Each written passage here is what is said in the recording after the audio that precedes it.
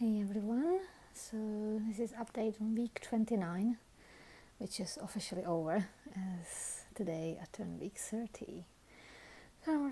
It's like it really started to sink in the head in just a few weeks' time. I'm gonna have a baby. Um, it was a little weird to be honest. I feel like, sometimes there are days when I just get about a day and I almost forget I'm pregnant. Like, not forget I'm pregnant. I mean, you can feel the baby moving and stuff, but like, I forget about the implications. I forget about what it actually means. And then other days, I have this overwhelming sensation, feeling of, oh my God, I have a baby inside me that is alive and is moving, and soon he's gonna be out, and I'm gonna look after him. And also I've maybe it's a bit of a mistake, but I've been watching this BBC program called Help, We Having a Baby, and it basically documents the first few weeks after a baby is born, for several families, and some of them have triplets, and there's another one who have twins, and first baby, second baby and stuff. So they have like all different, there's no single parent just yet, but they bring in a few more, so maybe there will be one. For now, they're all couples and they all struggle. Like, they really find it hard, and I'm thinking, oh my God, I'm gonna be doing this on my own. Yes, I might have occasional friend to pop in to shopping for me, or to keep an eye on a baby while I get asleep or something, but it's not gonna be everyday thing. It's gonna be every so often, maybe once a week or something. They take turns. So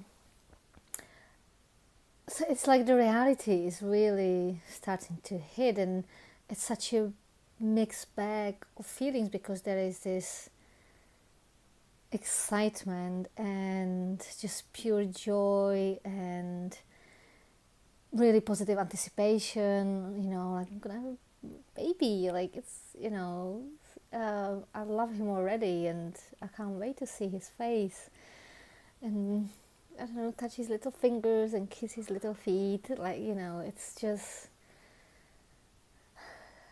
amazing. And on the other hand, there is fear. Like, it's pure fear, like actual, it's borderline anxiety, where I am really scared of what's gonna happen. Like, what if I end up so exhausted that I just fall asleep and won't hear him cry, or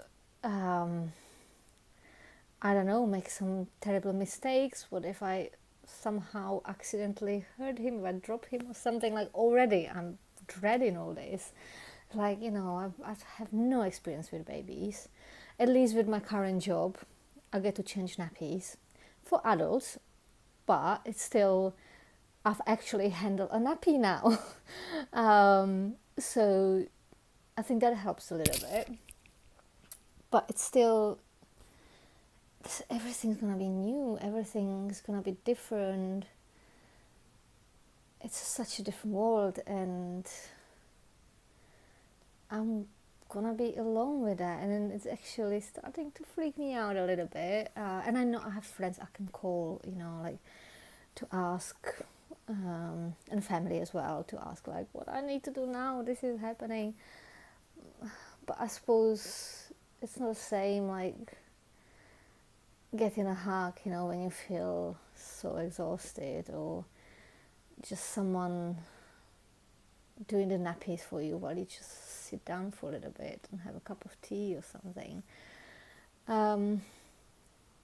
So it's, the reality is hitting home, and it's scary, but fortunately it is mixed with that excitement and joy and love. Bit of a roller coaster. The fact that I still don't know what's happening with the accommodation is really not helping, because I need to prepare myself for the worst, and the worst is, it could be worse basically. The worst is that I will from hospital go to emergency accommodation, which is likely to be shared, like a small room with shared bathroom and shared kitchen, for a few weeks.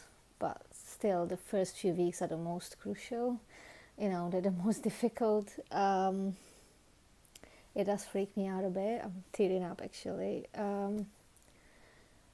But I do need to, obviously I'm not giving up. I'm hoping that I will have accommodation before I give birth. But I need to be realistic and know that's an option I might need to go through.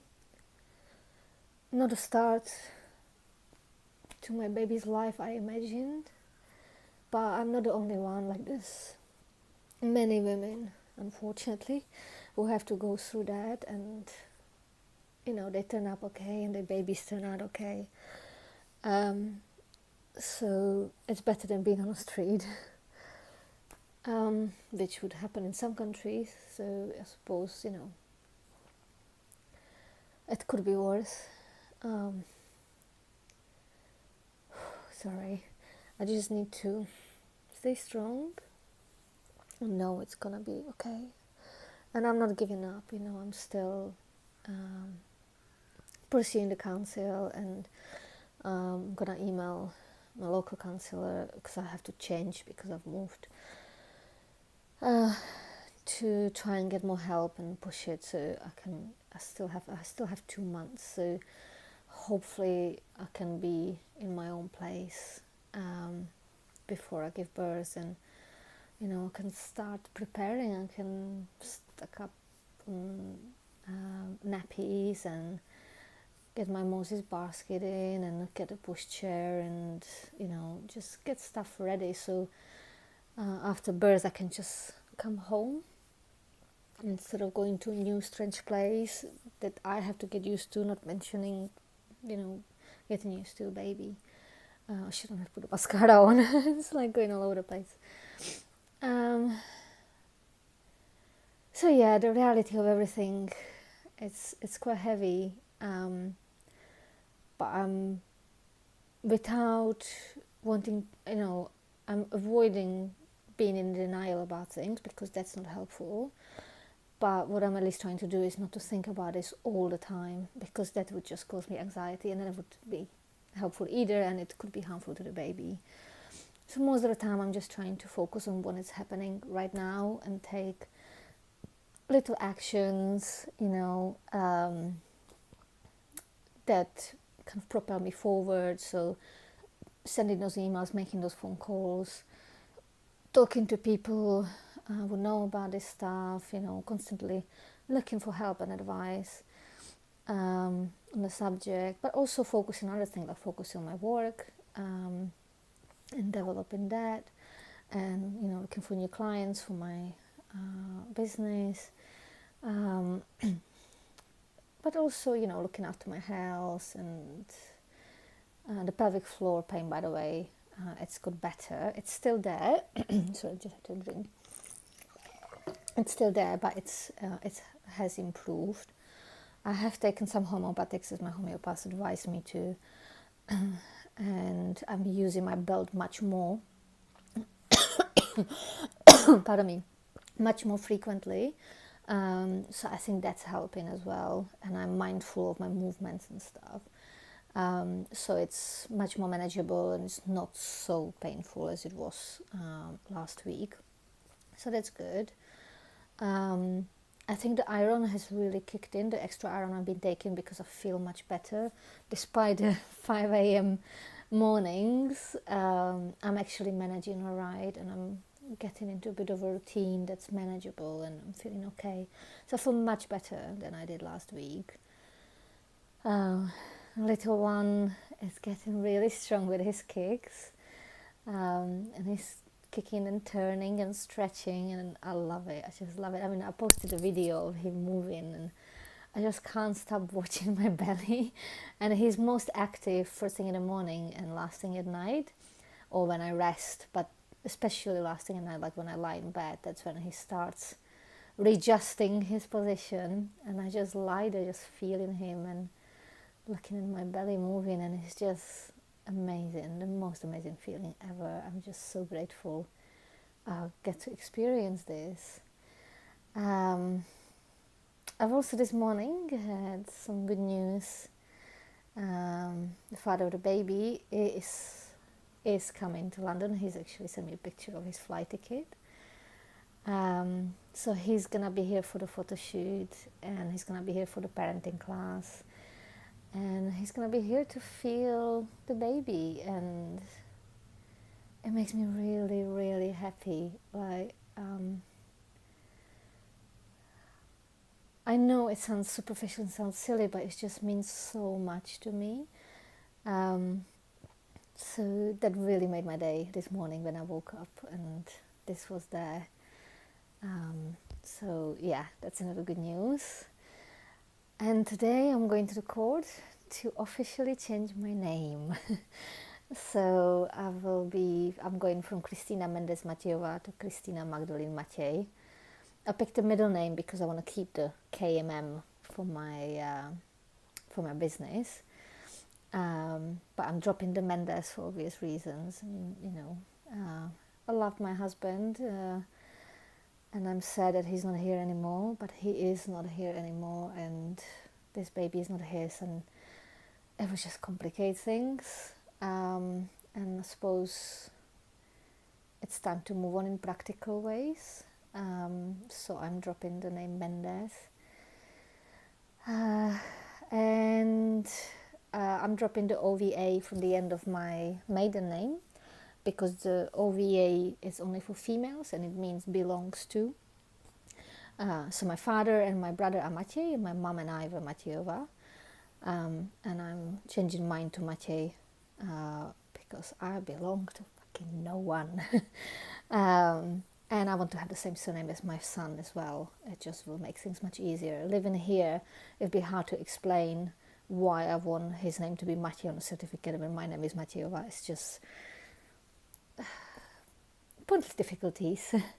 So yeah, just changing my name will make things easier. But it's been a bit of a journey as well to get there. But I managed. I've got everything I need, and I'm going to the court today. So that's gonna be another big change. So everything is like moving forward slowly but surely, and I do feel, despite the dread, I still feel positive. I feel that everything will fall in place, and I'll manage. It'll be okay, and everything I wanted is coming through. Like, I wanted to have these beautiful pictures, but I couldn't afford them, and it came through that I found a photographer that I was able to do a really good deal with, who is absolutely amazing. I mean, the pictures are stunning, and there's more coming. And I will have those pictures with the baby father that I really, really wanted, for the family album, and for my son to really have that sense of, no, we might not be traditional family, but we are family, and that feels good. So yeah, I've been blobbing on. So that's been my update for this week. A lot has happened, and I'll speak to you next week. Take care. Bye.